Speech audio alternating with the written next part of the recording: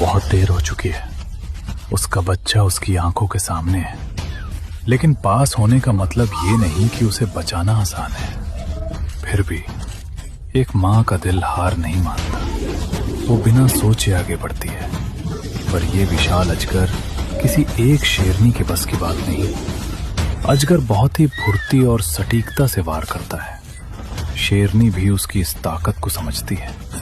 वो आगे तो बढ़ती है, लेकिन ठिठक जाती है। इसलिए नहीं कि वो डर गई है, बल्कि वो जानती है कि यहाँ एक छोटी सी गलती की कितनी भारी कीमत चुकानी पड़ सकती है।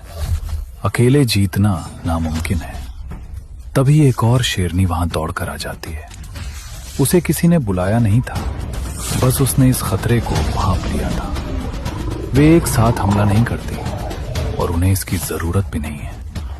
एक आगे बढ़कर दबाव बनाती है तो दूसरी नजर रखती है, और फिर वे अपनी जगह बदल लेती हैं। अब मुकाबला 2 के खिलाफ 1 का है, लेकिन फिर भी पल्लड़ा अजगर का ही भारी है, क्योंकि शिकार पूरी तरह से उसकी जानलेवा जकड़ में है। शेरनियां आगे पीछे हर तरफ से वार करने की कोशिश कर रही हैं। अजगर भी उनके हर कदम के साथ घूम रहा है। उसका सिर दोनों शेरनियों पर वार करने के लिए तैयार है, जबकि उसका शरीर बच्चे को कसता जा रहा है। लेकिन अब अजगर पर भी दबाव पड़ रहा है। शेरनियों के लगातार हमलों के कारण वो अपना पूरा ध्यान शिकार पर नहीं लगा पा रहा।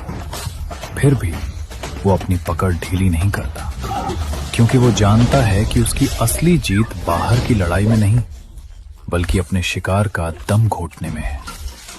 तभी इस महामुकाबले में एक और शेरनी कूद पड़ती है।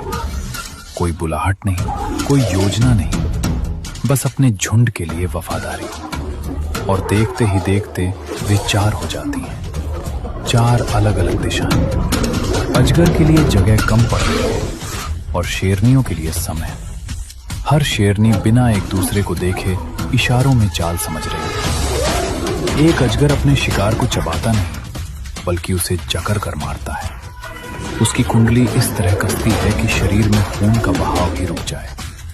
अजगर की हर कसती हुई पकड़ के साथ शावक की सांसें और खून का संचार टूट रहा है।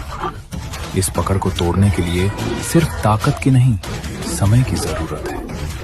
और समय ही तो इन शेरनियों के पास नहीं है। शेरनियां इस बात को महसूस कर रही हैं। कुछ बदल रहा है।